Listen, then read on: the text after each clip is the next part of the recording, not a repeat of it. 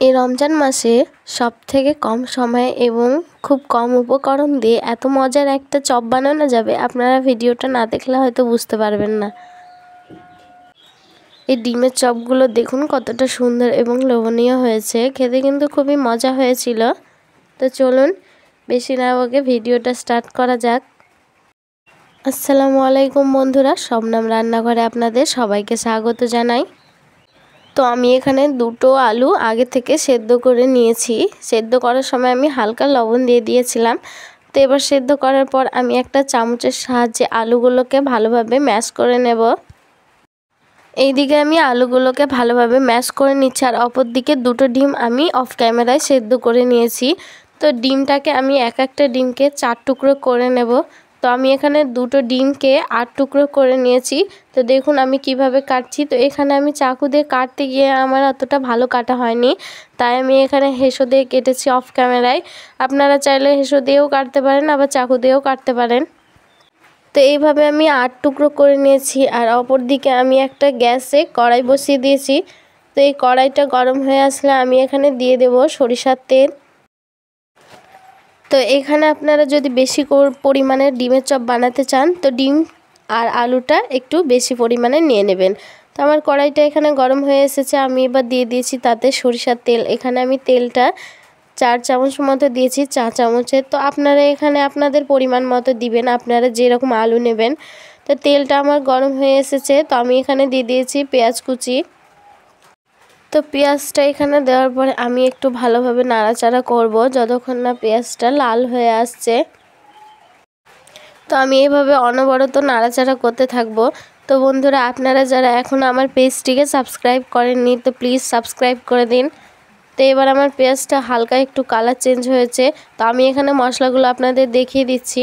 আমি এখানে নিয়ে নিয়েছি লবণ, আর নিয়ে নিয়েছি হলুদ গুঁড়ো, নিয়ে নিয়েছি জিরে গুঁড়ো, আর হালকা করে নিয়ে নিয়েছি গরম মশলা গুঁড়ো। তো এইবার আমি মশলাগুলো এক এক করে দিতে থাকবো। তো প্রথমে আমি লবণটা দিয়ে দিচ্ছি। তো এখানে আপনারা আপনাদের স্বাদ অনুযায়ী মশলাগুলো দিবেন। তো এইবার আমি সব মশলাগুলো দিয়ে একটু ভালোভাবে মশলাটা নাড়াচাড়া করে নেব। তো দেখুন আমি কিন্তু সব মশলাটা দিয়ে দিচ্ছি, শুধু গরম মশলাটা এখন দেব না। তো এবার ভালোভাবে দিয়ে একটু নাড়াচাড়া করে নেব।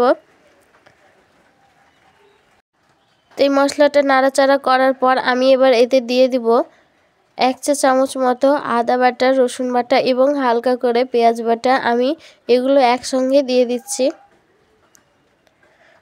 তো এই মশলাটা দেওয়ার পরে আমি একটু ভালোভাবে নাড়াচাড়া করে নেব।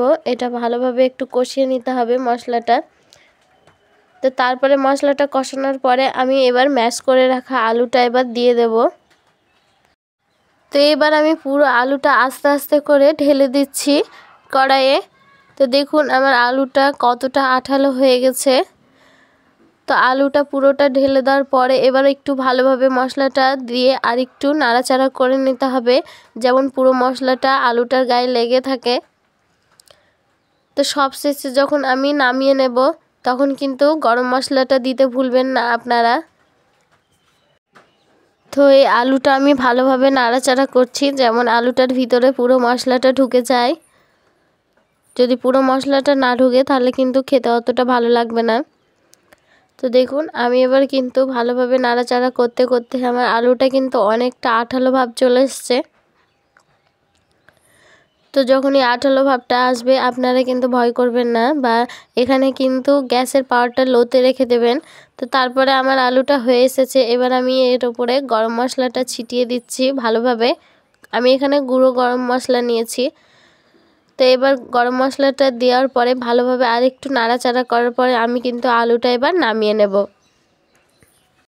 এবার আমি অপর দিকে একটা বাটি নিয়ে নিয়েছি। বাটিতে 1 বাটির থেকে একটুখানি কম বেসন নিয়ে নিয়েছি। তো এই বেসনটা আমি অল্পটা রেখে দিয়েছি, অনেকটা বেশি হয়ে যাবে বলে। তো তার উপরে দিয়ে দিয়েছি লবণ। তো লবণটা এখানে আপনারা আপনাদের স্বাদ অনুযায়ী দিবেন, বেশি লবণ দিলে কিন্তু খেতে ভালো লাগবে না। আর আমি হালকা কালারের জন্য এখানে দিয়ে দিয়েছি হলুদ গুঁড়ো।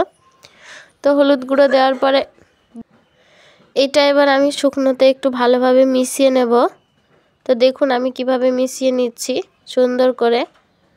তো পুরোটা আমার ভালোভাবে মেশানো হয়ে গেলে আমি এবার এতে অল্প অল্প করে জল দেব আর একটা সুন্দর ব্যাটার তৈরি করব। তো আমি এখানে কিন্তু কোনো খাবার সোডা বা কোনো রং ব্যবহার করিনি। তো এখানে কিন্তু পানিটা একেবারে দেবেন না, অল্প অল্প করে দেবেন আর সুন্দর করে একটা ব্যাটার তৈরি করে নেবেন। আপনারা দেখে বুঝতেই পাচ্ছেন আমি কিন্তু জলটা একেবারে দিচ্ছি না, অল্প অল্প করে জলটা দিচ্ছি আর সুন্দর করে একটা ব্যাটার তৈরি করে নিচ্ছি। তো এইভাবে কিন্তু ব্যাটারটা তৈরি করতে হবে। আমি আপনাদের দেখিয়ে দিচ্ছি ব্যাটারটা আমি কিভাবে তৈরি করেছি।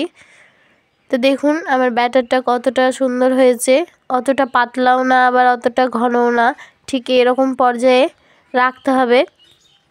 তো এখানে এই বেসনের ব্যাটারটা যতটা ফেটাবেন ততটাই ভালো হবে খেতে।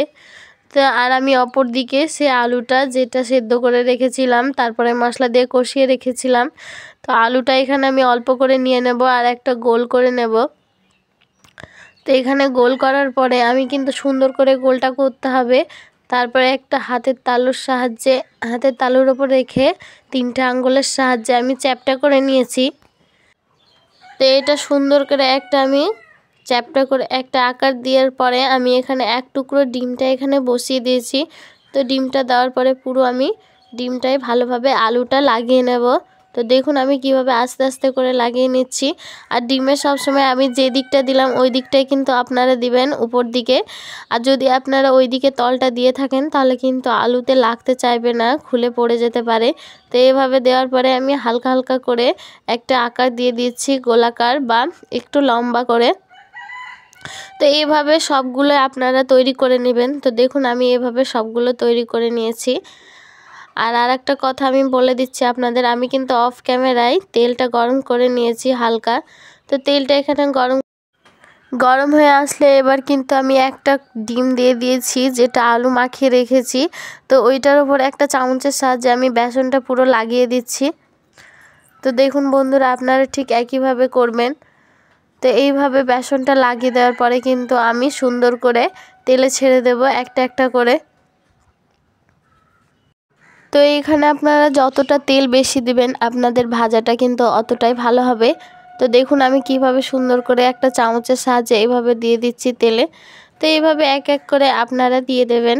আপনাদের যেরকম তেল বা আকৃতি থাকবে কড়াইয়ের, যতটা আটবে আপনাদের মনে হবে তো ওইভাবে দিয়ে দিবেন। তো আমার মনে হয় যদি অল্প তেল থাকে তাহলে একটা বা দুটো করে ভাজলে কিন্তু ভালো হবে, বেশি ভাজলে কিন্তু ভালো হবে না। তো আমি এখানে দুটো আর একটা দিয়ে দিচ্ছি। এবার কিন্তু আমার দুটো হয়ে গেল। তো এইভাবে উল্টে পাল্টে লালচে করে ভেজে তুলে নিতে হবে।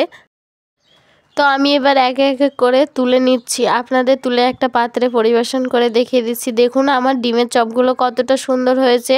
তো বন্ধুরা এই ডিমের চপের রেসিপিটা যদি আপনাদের ভালো লেগে থাকে তো আমার পেজটিকে সাবস্ক্রাইব করে দেবেন এবং একটা লাইক একটা শেয়ার করে দেবেন।